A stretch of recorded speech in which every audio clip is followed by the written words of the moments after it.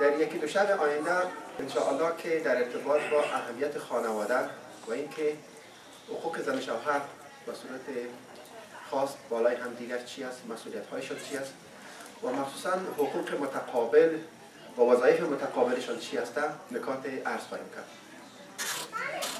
میگن که یکی از ویژگی‌های بسیار منحصر به فرد و متمایز اسلام این است که در اسلام ما یک سیستم خانواده‌ای داریم که در هیچ دین و آیین دیگه سراغ نداریم.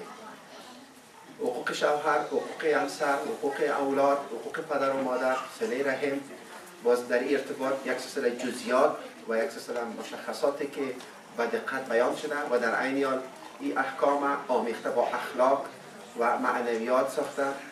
این ساختار، این مکانیزم در هیچ دین و آیین دیگر نیست.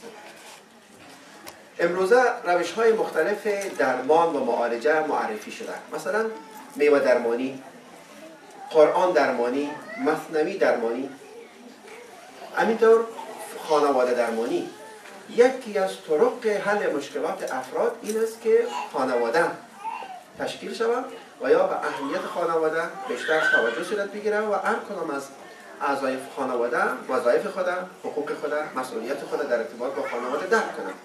که اگر ما بتونیم که حقوق خود، مسئولیت خود و دقت درک کنیم، میتوانیم که بسیاری از بیماری ها را مداوا کنیم و بسیاری از بیماری ها را معالجه نماییم.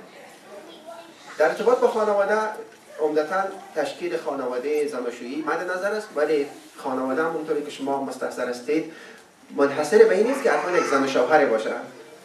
خواهر و برادر، پدر و مثلا پسر و یا افراد دیگری که ممکن است که در یک حلقه خانوادگی باشند، اینا هم میتونن که از موهبت، از نعمت، از ارزشمندی خانواده بهره مند باشند. پس یکی از راه‌های بسیار عمده حل مشکلات اجتماعی و خانوادگی و فردی تشکیل خانواده و تقویت بنیاد خانواده است و در اسلام هیچ کانون آنقدر عظمت نداره که خانواده داره و خانواده را میگن که هسته تمدن است و شالوده اجتماع است و بنابراین اگر خانواده دچار عدم اعتدال میشن، اگر خانواده به افراط و تفرید یا تشنج و بحران کشانیده میشن، تمامی سیستم ها بر هم میخورند. اینجاست که بسیاری از جنایتکارها کسانی هستند که سیستم تربیتیشان یک سیستم تربیتی ناسالمی بودند و کسانی که معمولا افراد خیر و خوب و انسان‌های نیکویی هستند، معمولا یعنی اکثرا از یک فضای خانوادگی شایسته و بایسته برخوردار بودند. در ارتباط با تشکیل خانواده یک مسئله بسیار کلیدی است که ما امورات خانواده را بر چی مبنا عیار بسازیم. اجازه بدین که من چند نکته را در ارتباط با روحیات اکثر افراد جامعه خدمت شما عرض کنم که چطور در جامعه دیدگاه‌های خاص باعث شده که این همه مشکلات و گرفتاری‌ها در سطح خانواده و بلکه جامعه به وجود بیاید. خب وقتی که یک دختر و پسر می‌خواهند که ازدواج کنند، یا است که این دختر و پسر می‌خواهند که بر اساس فرهنگ غرب و حقوق و ارزش‌های مثلا غربی امریکایی زندگی خود عیار بسازند. یک دفعه است که بر اساس رسم و رواج‌های افغانستان یا ایران، خب چیزی که در افغانستان بسیار معمول است، چیزی که در ایران بسیار متداول است، عرف، رسم و رواج و عنعنه و سنت ها، او خانواده ما را باید تشکیل بده. یک چیز دیگر مذهب و دین مطرح میکنن. بسیاری افراد تلفیق از تمامی این امورات در نظر دارند که ام فرهنگ غرب، ام فرهنگ شرق، ام یک چاشنی از اسلام و بسیاری از افراد بیشتر این مشکل داره که فضای خانوادگی را میخواهند که بر مبنای سلیقه های شخصی مدیریت کنند. یعنی هر چیزی که من میگم، حالا یا خانم یا آقا، میگه هر چیزی که من میگم باید هم تو شود. این که من میگم یک دفعه است که از فرهنگ امریکا استفاده میکنه که اینه در امریکا خب مثلا خانواده اینطور است. دفعه دیگر که باز بنفش بود میگه در افغانستان خب زنان اینطور بودن. یا باز به نفع یک آدم دیگه که بود میگه خب در ایران که شوهرها اینطور یک مسئولیت داشته، خانم‌ها تو چرا اینطور نیستی؟ باز هیچ کدام از که مطابق میلش نبود میگه که بیبی در اسلام خیلی نتونه از شوهر اینطور یک مسئولیت باید داشته باشه، تو چرا نداری؟ یا میگه خانم باید اینطور مسئولیت داشته باشه، تو چرا نداری؟ و یا اینکه تلفیق از تمامی امورات در نظر است که سیستم خانوادهشان هم مدیریت کنه، چیزی از اسلام، چیزی از افغانستان، چیزی از غرب، چیزی از رسم و رواج‌ها و عمدهشان این است که هر چیزی که من میگم my way or highway. اگه نمیخوایی دیگه بس خلاص. اینجاست که ما این همه مشکلات داریم که چون ما معیارها و ضابطه‌ها، ملاک‌های دقیق و درست در ارتباط با تشکیل خانواده نداریم، هر کس بچه‌ها را فضای خانوادگی را به طرف خود میکشونن و اینجاست که فاجعه به وجود میاد. خب خداوند به خاطر اینکه انسان‌ها را که خلق کردن در عین حالی که اونا را استعداد از این داده که منحرف شوند، استعداد از این داده که انتخاب کنند، استعداد این داده که اختیار داشته باشند، در عین حال یک کتاب آسمانی را نازل کرده و الگوهای بسیار ممتاز و برازنده را معرفی کرده که بر مبنای این کتاب و این الگوها و عقلی که خدا بر ما داده و تجربه تاریخی که در برابر ما قرار دارن، ما بیاییم بهترین شرایط را انتخاب کنیم و بهترین فضا را در حلقه خانواده ایجاد کنیم.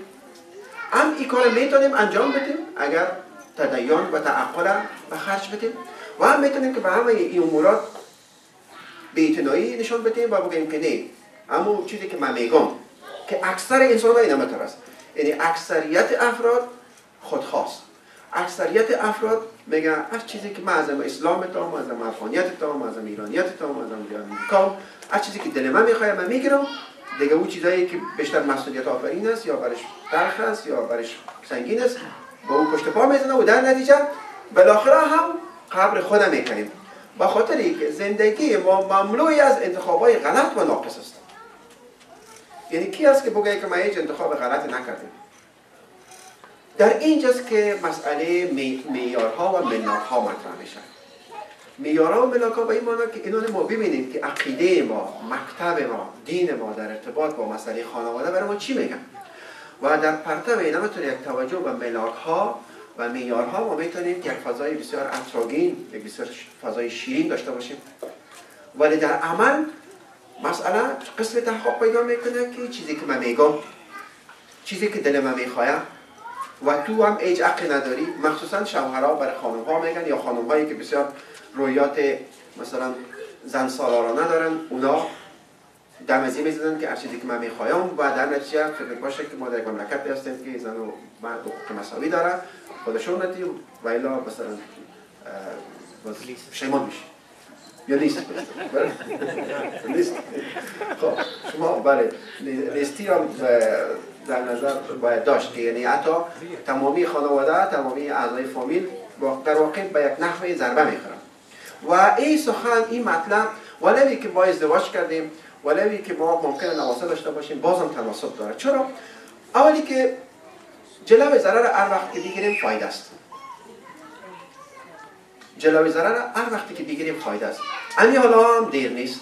خدا کنه که یک روز از زندگی انسان مانده باشن، اگر در همون یک روز هم توبه کنه خداوند توبهش میپذیره و میتونه که در همون یک روز هم معذرت بخواه و جبران خطاها را انجام بده و از همون یک روز خودم لذت ببره. ما در عقیده خودی نداریم که یک روز با مرگ مانده توبه پذیرفته نمیشه، نه، اما یک روز هم که باشه، یک ساعت هم که باشه بازم ارزش داره. این مهم است که انسان از اونموتر یک مسیر نادرست پشیمان شود و برگرده. پس یک علتی که این مسئله، این صحبت، این عنوان تناسب داره، ارتباط داره است که ولوی که ما ازدواج کرده باشیم، ولوی که صاحب نواسه شده باشیم، بازم ما میتونیم که از همچی یک آموزه های تعلیمات بهره‌مند شویم و در نتیجه جلوی ضرر هر وقت بگیریم فایده است. دومی که برای فرزندان ما، برای نوادگان ما این مطالب بسیار آموزنده است و تا جایی که ما با این مسائل آشنایی داریم، اینا رو برای اونا انتقال میدیم، اینا رو براشون میگیم، اینا رو براشون یعنی لازمی مقرر میکنیم، فضای زندگی از اونا بسیار فضای زندگی بهتر خواهد بود. به خاطر اینکه بسیاری ماها وقتی که ازدواج کردیم هیچ مسئله برای ما مطرح نبود که زندگی خود مثلا بر مبنای اسلام عیار بسازیم.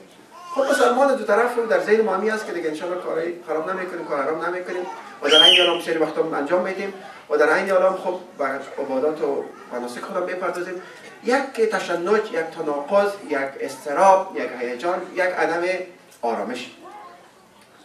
پس دلیل دیگه ای است که این مطالب برای نسل بعدی ما بسیار مفید است.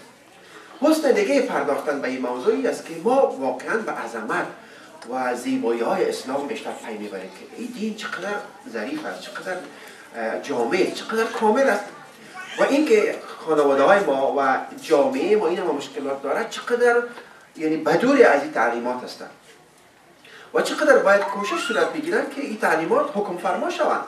به خاطر از اینکه دین آمده که صرفا ما را به یک سلسله عبادات عمل کنند. دین آمده که یک فضای بسیار سالم و مسرت‌بار به وجود بیاره، یک محیط بسیار خوش و صمیمی و پر از خوبی ها و زیبایی ها را ایجاد کنند. دین پیامش چیست دیگه؟ دین پیامش است که انسان ها خوشحال باشن، سالم باشن و سعادتمند باشن و با هم دیگر کیف کنن، عشق کنن، محبت کنن، لذت ببرن. ولی خب وقتی که فضای خانوادگی یک فضای بحرانی باشه و متشنج باشه، اولین قربانی ها خود انسان است و از اولاد هاست. چون ببینید وقتی ما عصبانی میشیم، میگن وقتی یک انسان برآشفته میشه، عصبی میشه، از دهنش یک آتش سرازیر میشه که اولین قربانیش خودش است. و چون وقتی آتش از مثلا دهان ما خارج میشه، در قدم اول خود ما را قربانی میکنه. برای اینکه ما وقتی عصبانی میشیم و شدیدا عصبانی میشیم، بیشترین ضربان قلب خود ما متحمل میشیم، فشار خون سر ما مثلا رویات ما ضربه میخورن، حتی قیافه ما بد شکل میشه. یک شخص بود میگفت که من یک نفر دیدم که بسیار عصبانی شده، حالا میفهم که عصبانیت چقدر بد است، آدم چقدر بدرنگ معلوم میشه. و این در حالی است که ما مثلا خود نمیبینیم دیگه.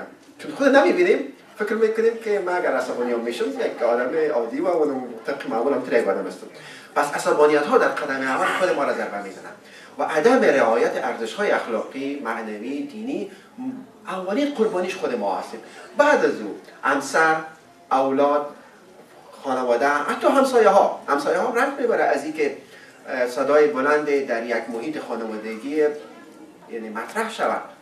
ببینید قرآن کریم بقدر یک کتاب اخلاقی و ظریف و زیبا هست و در احادیث پیامبر خدا که حتی تاکید شده که انسان مثلا مؤمن بنده راستین پروردگار حتی صدایش هم یک صدای متعادل و صدای با قاعده است و رسول خدا میفرماید که من از این وحشت دارم، از این تشویش دارم که امت ما یکدیگر را با صدای بلند صدا بزنن. که امروزه صدای بلند آلودگی صوتی میگن، نویز پولوشن. چون صدای بلند همسایه را اذیت میکنه، خود خانواده را اذیت میکنه و ما قرار باشه دیگر صدا کنیم باید با احترام، با ادب، با ملایمت، با حتی جان و قربان و یک سلسله القاب و عناوین دیگر. خب پس میبینیم که رعایت این مسائل طرح این بحث یک حسنشی است که خود ما جلوی ضرر رو میگیریم، دومی که به عظمت و زیبایی دین خود پی میبریم، برای نسل بعدی اینا رو میگیم. در مذاکرات و مصاحبت هایی که با غیر مسلمانان داریم از این مسائل وقتی که میگیم اینا بیشتر خلاص نظر پیدا میکنن. همین پریروز ما در یک محفل بودیم، یکی از دانشمندای افغان بود در اونجا برای یک دوست آمریکایی میگفت که در اسلام مثلا یک خانم میتونه که در اینی موارد از شوهر خود طلاق بگیره.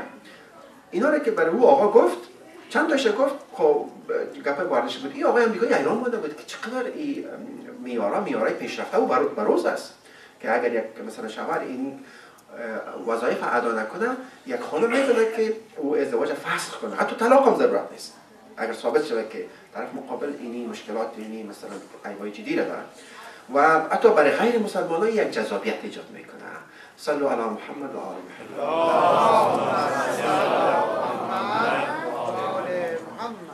Brothers and sisters, please tell me how many of you want me to speak in English? Okay, that's good. Okay. Wonderful. Yes, I'm going to talk about the family foundation in Islam.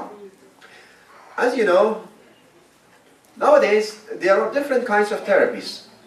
We have got different kinds of treatment of the illnesses in the society, in the community. There are ways to treat illnesses through fruits, which has been called the fruit therapy. There is another way to treat illnesses and sickness, and that's called Quranic therapy. By Quran, by resorting to the teachings of Quran, you can eliminate sicknesses and illnesses. Yes, it needs a separate session and meeting, but of course, Quran as one night, we talked about the fact that Quran is a shifa, it's a cure. It eliminates it delays our sicknesses, especially our spiritual sicknesses. There is also another method of therapy which is called the literature or poetic therapy, and it's primarily taken from the great poets like Maulana, like Hafiz, because they are great moral and spiritual teachers, and when we resort to their guidance, we feel better, and we think better, and we will have a better lifestyle. By the same token, we have a new kind of treatment which is called family therapy. By establishing a healthy, nice, decent family life, we can eliminate lots of illnesses and sicknesses from our mind and heart. Whereas if we don't have this kind of environment in our family, the situation would be the opposite. Instead of having a very relaxed and friendly and courteous situation, there is fighting, there is conflict, and everything is disrupted. This theme is very relevant no matter how old you may be. Because even if you're old and if you're already married, this is not late. We can always say, sorry, please excuse me, I beg your pardon, and I would like to pay compensation for the mistakes and faults which I committed. And we can say that I want to be a new person. And whenever you want to stop loss, it's a gain, it's a win. So it's never late to change and to correct and reform ourselves. Plus, it is good because we can teach these values to our kids, to our children, to our families. In addition, when we talk with the non-Muslims, with our fellow American countrymen, when we talk about these beautiful points of Islam, they are attracted to Islam. And I was just in a party just 2 days ago, and there were some Americans and some Afghan academics, and one of the Afghan doctors, he said that in Islam, a lady can cancel a marriage when there are these conditions. So the fact that a husband does not have these kinds of qualities, he is disqualified from being a husband, and then automatically the wife is divorced. And the American person was very pleased to know that, and he was actually surprised at how progressive and great Islam is. So that's why I would like to talk about this issue. And to start with, I would like to attract your attention to this very important matter. When we want to establish a family life, there are different systems and different mentalities which are adopted by us. A considerable number of people want to base their life, their family life, on the basis of the tradition and culture of their original country. For instance, if they're coming from Afghanistan, they say, in Afghanistan, the norm and the culture is like this, so that's why I want you to act like that. And some people say, because we are in America and because we are westernized, I would like you to act like an American wife, and that's the American norm, American culture, American laws and regulations. Another methodology or another mentality is to adopt the Islamic lifestyle, which very limited number of people are clever enough to base their life on the basis of Islamic teachings. And the majority of the people are mixing all these systems and values and traditions and norms, and they want to base their family life on the basis of these traditions and norms. They take a bit of Afghan culture, Iranian culture, American culture, Islamic principles and values, and more people, maybe 90% of the people, they say my way or highway. They say yes, Afghan, Iranian, American, Islamic policies and norms, but whatever is my choice, whatever is my understanding. And sometimes I don't care about all these principles and policies. Whatever I say, that should be adopted in the family. And this is the problem. This is where we have major problem in our family life. We don't have a standard. This is the main problem. Most people do not have standards. What is a standard? A standard is the criteria for the good and bad policies which are taken from the Sharia, from the religion. Because our criteria, our standard is coming from religion. And it is based on good and bad contents. It has either bad meanings if it is criteria or a standard which is related to the unlawful issues. It is haram, so that's why it's bad, so we better to avoid it. And when it is good, when it is halal, when it is recommended, so it's a standard which produces goodness, decency, gentleness, beauties, and then the family will be very nice and very peaceful. So most people do not have a standard. That's the problem. For the young generation, my recommendation would be when they want to marry, it's very interesting, it's very important, it's very meaningful, very useful to say that I would like to marry you provided you act and we act according to Islam. And to be more specific, you can say, I would like to act according to Quran and teachings of Rasulullah and Ahl al-Bayt. And we can also say that, yes, we've based our life on these values, plus we also use common sense, wisdom, or rationality. We can also use the Afghan culture as a secondary source, American culture as a secondary source, Iranian culture as a secondary source, not as the main source, not as the main standard. But if you mix all these standards and cultures, then there is contradiction, there is problem. Even if you want to live according to the American culture and the legal system, that's also partially good. But this is very bad to be selfish and to say that my way or highway, which most of the people have that kind of mentality. Most of the people say, my way or highway. The right attitude is, we base our life on Islam, and Islam is agreeing with common sense, with reasoning, with wisdom, with rationality. It's not a rigid, fanatical, extremist religion. It's very flexible. And Islam lets us to benefit from our norms and traditions in our societies, because there are so many good things in American culture, in Iranian culture, and so on and so forth, in Pakistan, in India. For instance, in India, the women, the wives are very respectful towards their husbands. In Korea, in Japan. But now in Japan, the trend is changing because they are becoming very modern. And the Japanese wives are not as very much courteous as she used to be. In Korea, the women were carrying and used to carry a small knife on their neck. And it was a symbol that if someone is making any assault on her, she commits suicide. Because she wants to protect her dignity and prestige.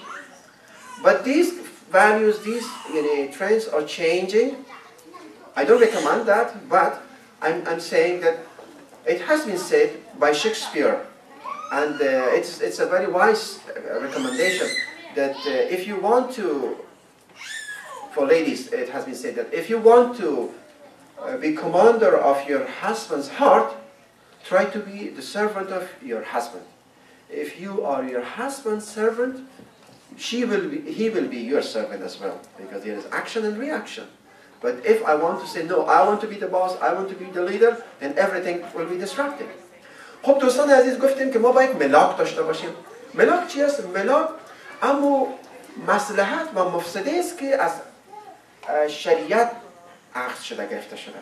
یعنی وقتی که ما میگیم که در اینی حکم یک مصلحتی است، او حکم از دین گرفته شده و واقعا در اون چیزی که حلال است و مستحب است توصیه شده، محاسن است، سودمندی است، ارزشمندی است. و چیزی که حرام است و مکروه در او مضرات است، در او قباحت هاست، در او زشتی هاست. و ملاک ها رو بعضی وقتا بعضیا میگن که اینا بسیار قدیمی است. شما چقدر قدیمی هستید؟ در حالی که ملاک باید قدیمی باشن.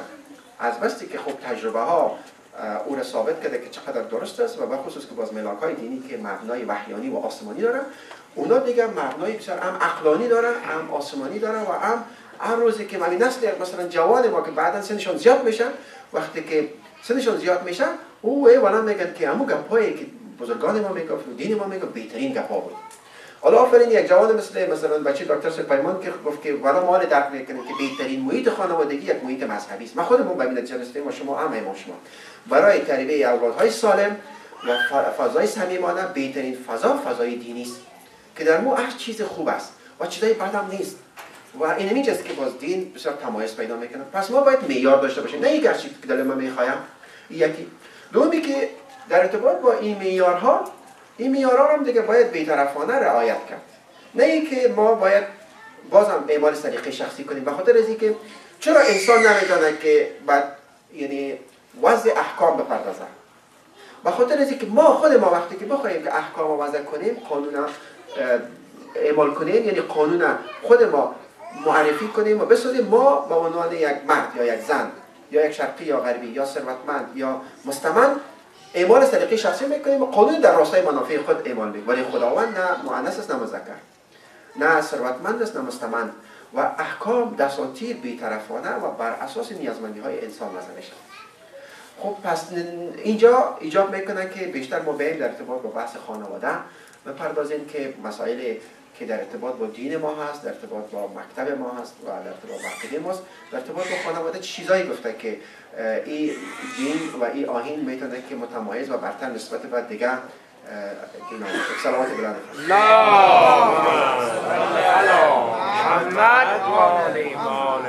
و اخذنا منکم میثاقا غلیظا. خداوند در قرآن کریم میفرماید که از شما یک قرار و پیمان محکم و استوار گرفته شده. در ارتباط با ازدواج خداوند کلمه میثاق به کار برده. میثاق چی است؟ میثاق یک قرارداد و یک پیمان، یک کانترکت بسیار دقیق و منظم است که در برگیرنده جزئیات است. مثلا وقتی که ما میگیم که ما میخواهیم که به میثاق خانواده توجه کنیم یا به پیمان زناشویی باید کوشش کنیم که وفادار باشیم، این پیمان، این میثاق، این عهد، این قرارداد دارای جزئیات دقیق و منظمی هستند. چطور؟ در روایات است که بیشترین حق بالای یک مرد مادرش داره و بیشترین حق بالای یک زن شوهرش داره و به یک نحو اینجا مساوات آمد، برای اینکه در هر دو قسمت هم زن آمده هم مرد. بیشترین حق بالای یک مرد مادرش داره. بیشترین حق که مادر یک زن است دیگه، پس یک خانم بیشترین حق بالای جنس مرد داره که فرزندش، و بیشترین حق بالای یک خانم شوهرش داره. حتی از پدرش هم بیشتر شوهر بالای یک مثلا خانم حق داره در ارتباط با مسائل حقوقی و مسائل خانواده، در عین حالی که پدر مادر هم جایگاه بسیار خاصی داره. این در حالی است که در محیط‌های خانوادگی ما اینجا باز هم اختلال وجود داره. مثلا خشوع بگه هر چیزی که من میگم باید عروس اونمون رو رعایت کنه و عروس میگه که هر چیزی که من میگم باید خشوع باید مطابق میل من باشه. خب ما اگر میثاق داریم، قرار داریم، قرارداد داریم، باید بریم جزئیات رو ببینیم که در ارتباط با جزئیات دین ما چی گفته. وقتی که به جزئیات مراجعه میکنیم تکلیف روشن میشه. مثلا ببینید یکی از حقوق یک خانم بالای شوهرش نفقه است. حقوق متعددی که یک خانم بالای شوهرش داره قرار ذیل است. حقوق یک خانم بالای شوهرش در برگیرنده حق مهر است، حق نفقه است، حق ارضای تمنیات جنسی است، دیگر حق بیتوته است که بیتوته به این معنی است که حداقل هر 4 شب یک شوهر باید در کنار خانمش باشه. شما میگه خیلی تو اینجا چی میکنی؟ برای که حداقل 3 هفته است که در اینجا آمدیم. من میگم ما بسیار چیزایی میگیم که عمل نمیکنیم. یک کشیشی بود میگفت های مردم از گفتار من پیروی کنید نه از رفتار من. خب شما ما اگر درباره خود توضیح بدم و همونقدر میگم که خانم راضی است که ما هم به این سفر بپردازیم و ایشان میگن ما امیران که انتخاب کردیم این همینطور یک لوازمشه و این همینطور ضمایمش هم پذیرفتیم. بنابراین این خودش از اول خود از ما طلب است و ما هم که یکی 2 هفته بعد نشان هم دیگر ملاقات میکنیم. اما یکی از حقوق یک خانم بالای شوهرش است که هر 4 شب حداقل یعنی هر شب باید در کنار خانم خود باشه. حدیث است که اگر یک شوهر در یک شهری که خانمش هم از خودش هم است در شب در کنار خانم خود تیر نمیکنه و در جای دیگه تیر میکنه او جوانمردیش از بین میره. یعنی اینقدر مسئله جدی گرفته باید هر شب در کنار خانمت باشی و اگر نیستی که گذر معقول داری خب که 1 ماه میشه او درست، ولی اگر نیستی باید از 4 شب زیادتر نباشه. یعنی حرام نیست که آدم 2 شب هم نباشه، ولی خب جوانمردی یک صفت بسیار عالی است. یک صفت بسیار عالی است اما مجبور نیست، حتمی نیست که صفت بسیار عالی را داشته باشه. ولی گفتیم که در مکارم اخلاق یکی از صفات که بسیار مطرح هست جوانمردی است. خود جوانمردی هم بحث داره دیگه. جوانمرد ما یک صفتش میگم، پس به اصل موضوع میپردازیم. این رو به این خاطر میگم که ببینید تمامی ارزش ها ایجاب میکنه که شب‌های جداگانه باش برخورد بشه. نه اینکه ما به صورت گذرا و بسیار عجولانه ازش عبور کنیم. از این خاطر است که مرکز اسلامی موجودیت یک مثلا مبلغ و اینها تو یک جلسات و تمویل این پروژه ها بسیار نقش تعیین کننده در سالم سازی فضای زندگی خانواده ها داره. چون فقط برای یک بار و دو بار و سه بار و ماه مبارک رمضان محرم ما زیاد بهره نخواهیم گرفت. باید این برنامه ها هر شب و بلکه حداقل هر هفته باشه. خب درباره جوانمردی علی علیه السلام میفرمایند که جوانمرد از پول خود تیر است، از آبروی خود نه. ناجوانمرد از آبروی خود تیر است، از پول خود نه. و میفرمایند که جوانمرد کسی است که وقت دیگران بهش نیاز پیدا کنه به کمک دیگران میشتابد، ولی وقت خودش نیاز پیدا کنه خودش به کمک دیگران خودش از دیگران استمداد نمیجوید، کمک نمیخواد. خب حتمی نیست که آدم این خصوصیت داشته باشه، ولی اگه بخواد زندگیش بسیار عزتمندانه و بسیار خوب باشه واقعا که یک ارزش ضروری است که با این چیزا رو به دست بریم. پس گفته شده که هر شب باید در کنار همسرت باشی، اگر نیستی حداقل 4 شب در کنارش باشی. حالا حتمی هم نیست که همخوابی و همبستری صورت بگیره، ولی در کنارش باشی. برای یک خانم‌ها خوش داره که شوهرش در کنارش باشه دیگه. حتمی نیست که حتما یک روابط خاصی هم برقرار باشن. در ارتباط با اعلان حق ارضای تمنیات نفسانی آمده که حداقل باید در 4 ماه این آمیزش صورت بگیره. این حداقلش است، و الا مسئله بستگی به رضایت جانبین داره و طرف مقابل. نه اینکه هر قدری که من دلم میخواد مثلا با طرف مقابل لبخند میزنم، نه، بلکه ارضای تمنیات نفسانی. و این یک است که در غرب در قرن گذشته غربی‌ها بهش رسیدن. تا قرن گذشته این مسئله را غربی‌ها متوجه نشده بودند که یک خانم هم دارای تمنیات و نیازمندی هاست. بعدها در این قرن اخیر و در اواخر قرن گذشته این به عنوان یک حق مسلم نویسنده‌ها نوشته کردن، حقوق زن‌ها طرفدار حقوق زن مطرح کردن. و این در حالی است که مثلا پیامبر خدا میفرماید که اون نیازی که تو داری خانمتون داره، و میفرماید که مثل حیوانات به طرف همسرتون تهاجم نکنید، و میفرماید که شما قبل از تقرب، قبل از مقاربت باید پیام بفرستید.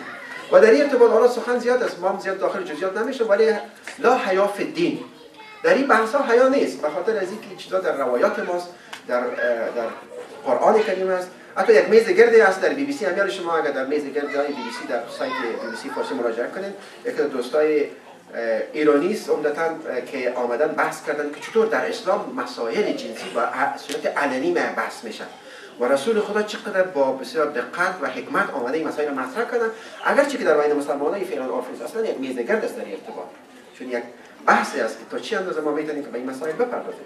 امروز در ادبیات فارسی هم یک مقوله به وجود آمده تحت عنوان آیین عشق ورزی، سکسولوژی، که خود مسئله علم جنسیت یک ساینس است. کتاب‌ها دربارش نوشته شده و بسیار موضوع جدی است و سایت‌های اینترنتی در این باره هست. یک خانم ایرانی در کانادا یک سایت مخصوص داره در این ارتباط و مسائلش هم علمی است، نه بد اخلاقی. مسائل علمی است، خودشون دکترا در همین رشته گرفتن. و خود دوستا به این مسئله مراجعه کنن. در اینترنت بسیار مقالات است به انگلیسی و فارسی. در ایران بس 10 کتاب در این باره مخصوصا در این 10-20 سال اخیر چاپ شده، چون ما بسیار روایات عجیبی داریم که واقعا آدم شگفت زده میشه که چقدر اسلام در این مسائل، چقدر احساسات و عواطف خانم‌ها و آقایان در نظر گرفتن و چقدر ظریف و زیباست و چقدر حکیمانه و چقدر علمی است که امروزه به بخش غربی‌ها رسیدن. خب پس از حقوق یک خانم این است که مهر برش داده شود، نفقه برش تامین شود، بیتوته یعنی باشه که حداقل 4 شب در یک شب در 4 شب در کنارش باشه و همچنین عدالت در ارتباط با خانم خود رعایت کنه اگر همسر دیگه داره و اگر کدام وقت مرتکب خطا و اشتباهی بشه و ندانسته یک گناهی مرتکب میشه اغماس کنه شوهر، نادیده بگیره. باز ان شاءالله فردا شب بیشتر در ارتباط با یعنی وظایف متقابل زن شوهر که در عین حال وظیفه هر دوی نمی است که یک خانم خطاهای شوهر خود نادیده بگیرن. با صحبت‌های بیشتر خواهیم کرد. اما حالا میایم درباره نفقه و مسئله مادر. گفتیم میثاق یعنی قراردادی که دارای جزئیات است که از اصل موضوع خارج نشود و اینجا یک تصادمی در فضای خانواده بین عروس و مادر زن است. به اصطلاح از یک آقای پرسان کردن که بهترین کلمات کدام کلمات است؟ گفت مادر و زن. بعد پرسان کردن که بدترین کلمات کدام کلمات است؟ گفت مادر زن. ولی خب بر اساس تعلیمات عقیده و مکتب شما این اشتباه است. یعنی مادر زن میتونه که بسیار یک موجود عزیز و گرامی باشه و بعضی فکر میکنن که حضرت آدم خوشبخت بود که خشوع نداشت مادر زن، ولی ما میگیم از یک نعمت به بهره بوده. من وقت خوشی من گفتم که ما اقدر با شما ارادت دارم، با شما اقدر دوست داشتنی هستم که اصلا یک خشوع مادر زنی مثل شما یک دانش بسیار کم است. Yes, brothers and sisters. این تکتیکای بچهای طلبه رو یاد نگیرید که واسه خانم‌هایتان رابطه‌شون که ما خراب نشه. این مخصوص خود ما هست. بله، یکی از شوخی‌های دیگه با خانم می بود که من میگفتم که من سر توی خدا رو شکر میکنم که اگر خداوند یک همسر دیگه بنابرات کردی به خاطر خوبی‌های تو است. چون شکر نعمت افزون کنه. کفر نعمت از کفت بیرون کنه دیگه. اون مسائل اتوماتیک، اون مسائل یعنی سنت‌های هستی است که ما مشخصاً با دنبال چیزا نبودیم. Yes, sorry brothers and sisters, please raise your hand when it is more than 10 minutes. But what can I do? Because it's difficult to adjust myself in both mediums. Anyway, I was talking about the fact that in Islam, marriage is not a very legal and formal contract. It's a contract which is very blessed and holy. In the Holy Quran, it has been mentioned that وَأَخَذْنَا مِنْكُمْ مِيثَاقًا غَلِيظًا. And Allah subhanahu wa ta'ala has taken a kind of pledge from us to fulfill our duties when it comes to the question of our role in the family, in the community, in the society. So the word mithaq, which means a pledge, which means a very firm contract is used. And mithaq or a contract is something which has very detailed and comprehensive policies. It's not ambiguous, general prescription of the situation. No, it's very specific.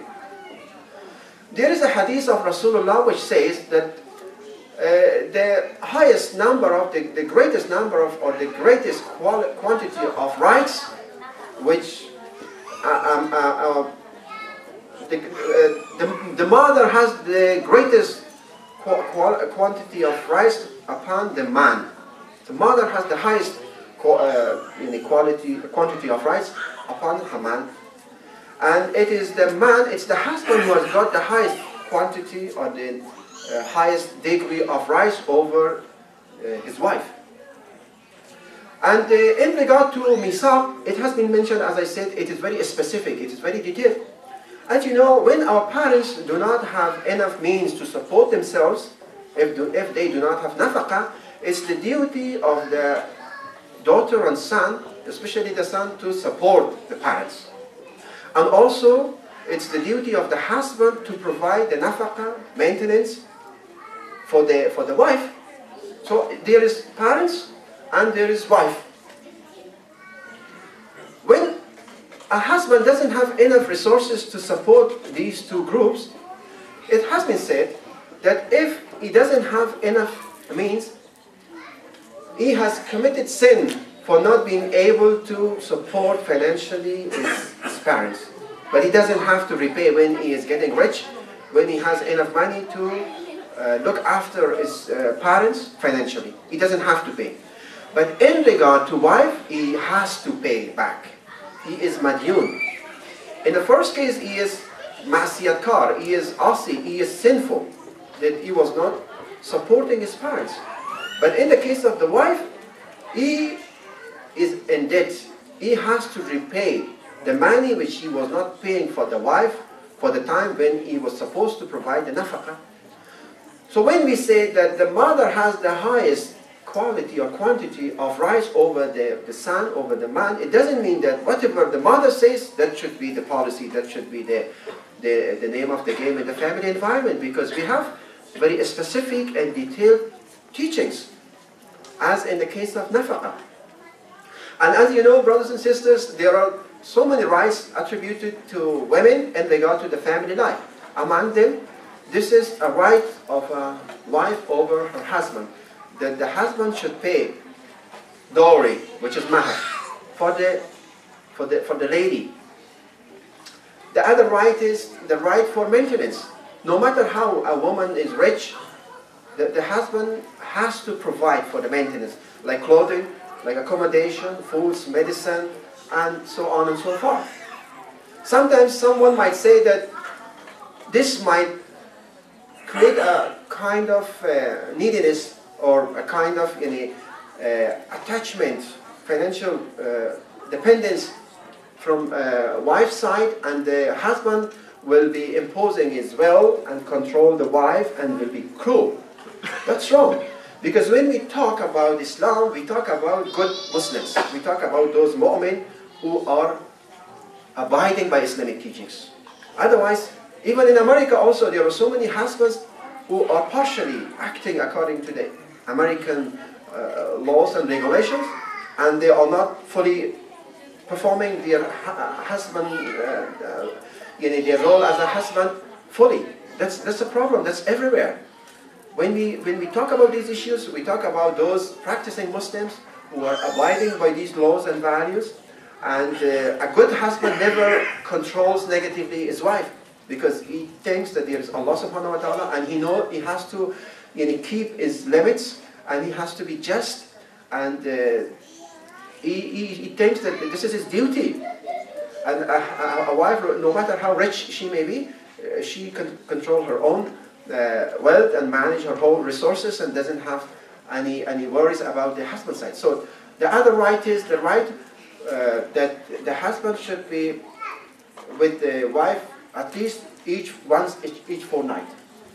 And by that I mean at least he should be there physically, and it doesn't have to be very intimate and close relationships, but he has to be there. He has to be there. And the other right of a wife over the husband is that she should be looked after from carnal and physical perspectives. She has carnal and physical needs, and those needs should be satisfied and looked after. And there are so many ahadith and so many religious teachings in regard to this issue. Nowadays in the West we have a subject called sexology. And in Islam we have so many wonderful teachings which are very amazing, very, very meaningful, very progressive. Because just in the last century, the Westerners came to know that yes, women also have certain physical needs. But in Islam, we had this recognition of ladies' needs 14 centuries ago. And there are books about it, there is a hadith, and I don't want to go into more details about that. So it is very important that we need to know that specific teachings and guidelines in regard to the establishment of family life. Otherwise, chances are we will have problems, and that is creating so many calamities, so many problematic feelings and pains in our society. One of the mutual tasks and duties of the husband and wife, because we have two concepts, brothers and sisters. One is the rights of wives over the husband, and the rights of a husband over the wife. And then we have mutual duties, mutual tasks, which both of them should perform, should demonstrate. Among those mutual tasks is respect, which should be exposed by both parties towards each other, because in the society, in the family, husband and wives might like each other, but they do not respect each other. But from Islamic perspective, the husband and wife should respect each other. We have been always told that we should respect our elders. We should respect our older generations. That's true. We should do that. But the Prophet, peace be upon him, says that the parents should also respect their kids. And the husband has been recommended to respect his wife, and the wife has been recommended to respect her husband. So that's one mutual task. The other mutual task is to love each other. Again, a lot of husbands and wives, they might enjoy themselves, but they do not really love each other. They might feel happy in each other's presence, but they do not love each other. But from Islamic perspective, or from Islamic point of view, they should express even the word, I love you.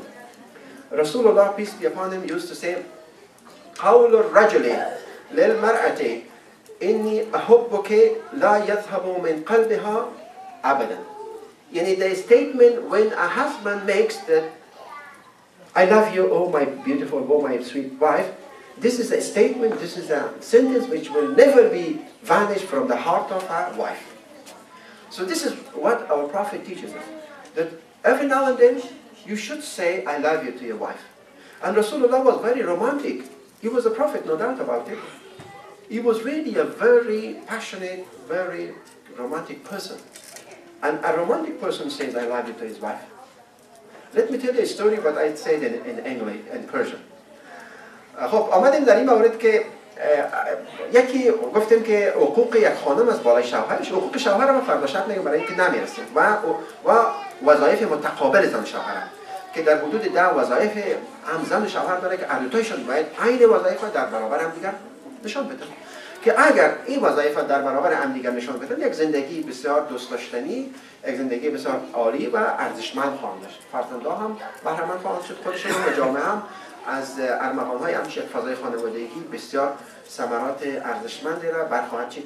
خب غیر از حقوق یک خانم بالای شوهرش که گفتیم حق مهر است، حق بیتوته است، حق ارضای تمنیات نفسانی است، حق عرض کنم که نفقه است، حق اغماض خطا است تا جایی که امکان داره، حق اعمال عدالت است و مسائل از قبیل.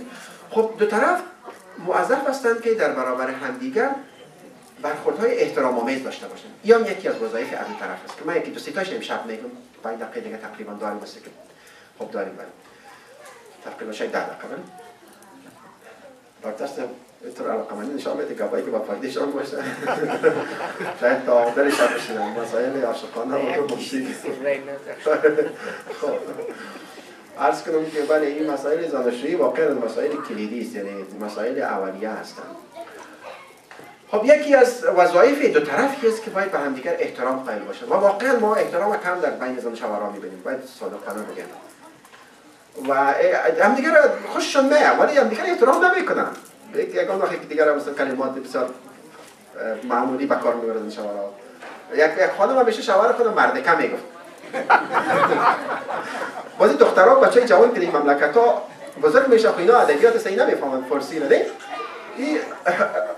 از این خانواده دخترشون رفته بود در مشهد مقدس.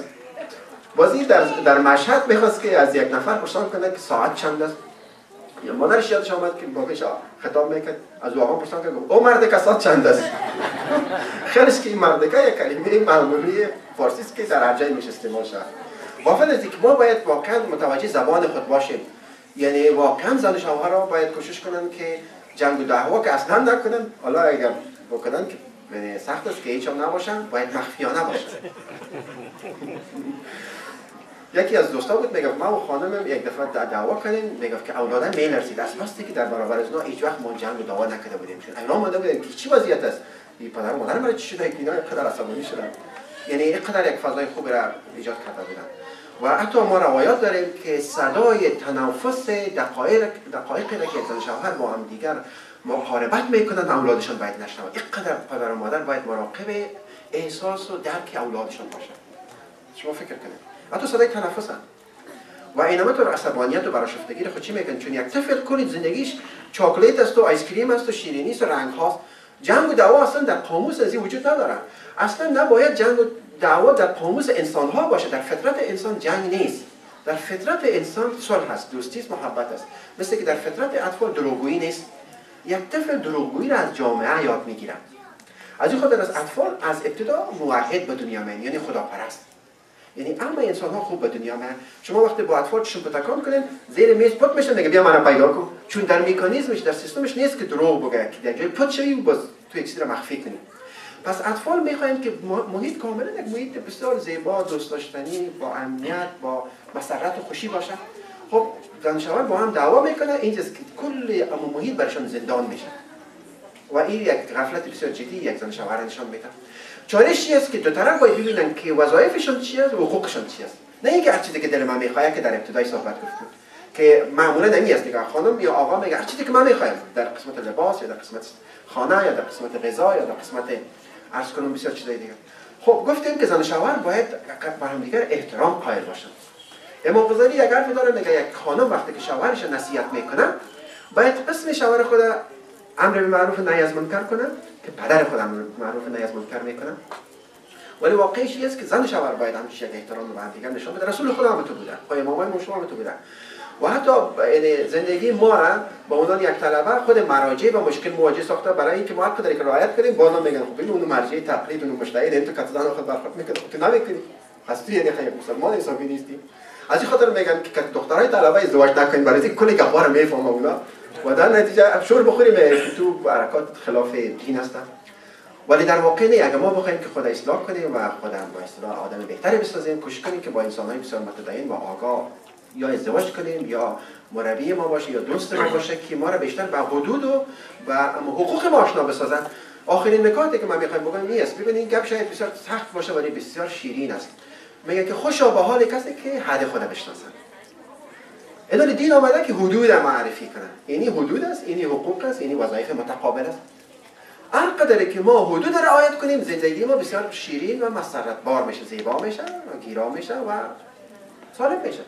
ولی چون ما بسیاری وقت آگاهی های ما، فهم ما، درک ما در سطح پایین است و ناقص است، ما فکر میکنیم که از این را اگر بریم به نفع ماست، از اونمون رو که میریم به چا میفتیم و از این خاطر است که بسیاری وقتا با مشکل مواجه میشیم. پس از وظایف متقابل زن و شوهر یکی است که در برابر هم دیگر برخورد احترام‌آمیز داشته باشند. یک حق دیگر که من اینو میگم و یا یک بحث رمانتیک و عاشقانه است و یک قصه شیرین هم داره، اینا میگم و دیگه التماس دعا. یکی از وظایف متقابل یک زن و شوهری است که با همدیگر دوستی داشته باشند، یعنی محبت داشته باشند، همدیگر دوست داشته باشند. و این هم در حالی است که بسیاری وقتا زن و شوهر هم دیگر خوش دارند ولی شاید بسیار دوست نداشته باشن، یعنی شاید 30-40% زن شوهر در این کاتگوری باید. ولی اسلام میگه و آیات و روایات داره. مثلا رسول خدا در اون حدیثی که من خواندم میفرمایند که سخن شوهر برای خانمش که دوست داره یک جمله است که هرگز از قلبش محو نمیشه. و خب خانم ها مخصوصا از طریق استسامه، از طریق گوش بیشتر مورد نوازش و تحسین‌گذاری قرار میگیرن و با تحسین، با مثلا ابراز محبت، با تشکری بیشتر خوشحال میشن و این چیزم نیست که کدام یعنی کار سخت باشه. و بعض وقتا امی بخیلی و خصاصت باعث میشه که تا ما جملات مقبول رو برای دیگه به کار نبریم. همونطوری که دیشب هم یادآوری شد که محبت خرچی نداره ولی هر چیزی رو میتونه بخره. هیچ خرچی نداره که آدم مهربان باشه. این جمله رو باید که دوست داره. اینا من این باره یک جریان بسیار تازه رو برای شما عرض کنم که ببینید چقدر این جمله یک جمله بسیار تعیین کننده است. اولی که در انگلیسی یک جمله است میگه که an apple a day keeps the doctor away. Every day if we get an apple, we will be needless of doctors. An American doctor made another sentence and he said about 25 years ago, 28 years ago, he said a kiss a day keeps the doctor away. Every day when you leave home, if you kiss your wife's face, or if there is not a wife, your mother or father or brother or sister, if you do that, you will eliminate lots of diseases. Because one of the reasons behind certain kinds of diseases is lack of love in life. Like a kind of fever. Or some other kinds of physical problem, mental problem is lack of friendship. So this American doctor came with a new sentence and said, a kiss a day keeps the doctor away. If you leave home and say goodbye and also kiss the other party, then you will be immune from so many diseases and you will not need doctors. Anyway, recently it came on the news that a lady died and the doctors came and said, she's dead. The husband came and cried and shouted and also said, my dear wife, my sweet wife, I love you, I love you, I love you. When he said this, after some moments, this lady became alive. Do you believe that? The lady recovered. She was declared dead. And when she was asked, how come? And she said, this sentence was like a music to my ear. It is a melody. And this music, when it was said by my husband, it reminded me of the very pleasant moments which I had with him. And I said, why? Because partially our life is at our hands. Partially.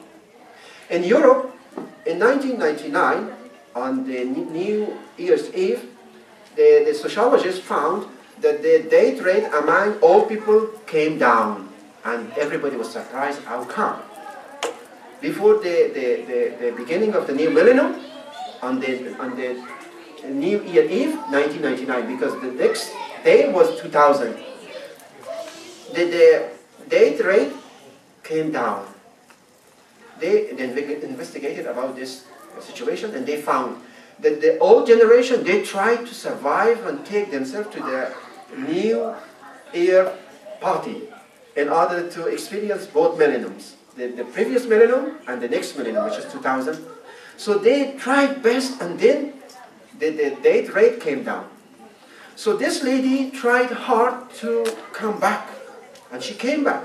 And when she was asked, how come you came back? She said, this sentence that I love you made a major change in my heart and I was recovered. So when Rasulullah says that قول الرجل للمرأة إني أحبك لا يذهب من قلبها أبدا. When a husband says to his wife that I love you, this is a statement that it will be never vanish from the heart of her wife. اخیراً در اینترنت یک خبر نشر شد که یک خانمی که وفات کرده بود، شوهرش میاد بالای سرش و داد و فریاد را برام میندازه و خانم عزیز، خانم شیرین، خانم دوست داشتنی، دوست دارم، I love you، دوست دارم. لحظات سپری نمیشه که این خانم دوباره جان از دست رفته خود به دست میاره، زنده میشه. میبینم رسول خدا گفت نه که این یک جمله است که هرگز از قلب یک خانم محو نمیشه. و این خانم که پرسان میگن همین جمله شوهرم برای من بسیار تاثیرگذار بود، چون کاملا بعضی وقتا یک کسی که مرده اعلام میشه نمیمیره، بعضی وقتا او ممکن است که ذرات از حیات در وجودش باقی بمانه.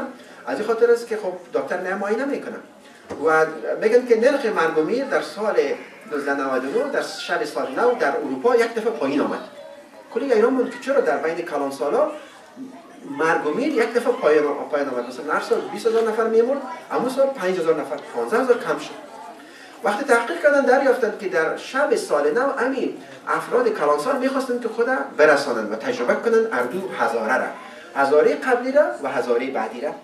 و خاطر از این خاطر جالب است که ما هم در 1000 سال گذشته زندگی کردیم، هم در 1000 سال آینده زندگی کردیم. بنابراین بخشی از حیات ما تا اندازه به دست خود ما هست اگه خدا زحمت بدیم. و اینال اینجاست که محبت و دوستی و صمیمیت میتونه که بسیار حیات آفرین باشه و نقش تعیین کننده داشته باشه. ان شاء الله فردا شد در ارتباط با وظایف متقابل زن و شوهر و همچنین حقوقی که یک شوهر بالای خانم‌ها داره دیگه. نمیشه که تمام حق خانم‌ها رو بگیم. باز صحبت خواهیم کرد بر محمد و آل محمد صلی الله علیه و ربنا لا تؤاخذنا ان نسينا او اخطأنا ربنا ولا تحمل علينا إصرا كما حملته على الذين من قبلنا ربنا ولا تحملنا ما لا طاقة لنا به واعف عنا واغفر لنا وارحمنا أنت مولانا فانصرنا على القوم الكافرين. خدایا زندگانی ما را پر از محبت و صمیمیت بگردان. ما را توفیق بخش تا و حقوق همدیگر آشنا شویم. ما را توفیق بخش تا وظایف زناشویی و وظایف یک پدر و یک مادر را به بهترین نحو ممکن انجام بدهیم. الهی ما را توفیق بخش تا وظایف متقابل زن و شوهر را که ان شاء الله بحث خواهد شد و بهترین وجه عمل نماییم. الهی ما را توفیق بخش تا قبل از اینکه از طرف مقابل انتظار خوبی ها و نیکی ها را داشته باشیم خود ما در این راستا پیش قدم شویم.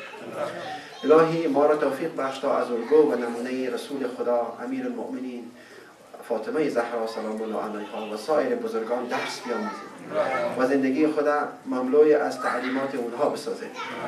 بار اله ما را به همدیگر مهربان و صمیمی بگردان. عقده و کینه، حسادت، تکبر، بخیلی، انواع و اقسام رذیلت ها، زشتی ها را از قلب ما، از ذهن ما بزدای. ما را به محاسن و مکارم اخلاقی مزین بگردان. الهی اموات ما را ببخش و بیامرز. الهی مسافرانمان را به مقصد برسان. الهی ما را از شر نفس ما حفظ بفرما. الهی جهالت و بیخبری را از ما دور بگردان. علم و دانش و معنویت ما را نصیب بفرما. بار اله ما را از امتان راستین محمد مصطفی صلی الله علیه و آله و سلم قرار بده. بر محمد و آل محمد صلوات.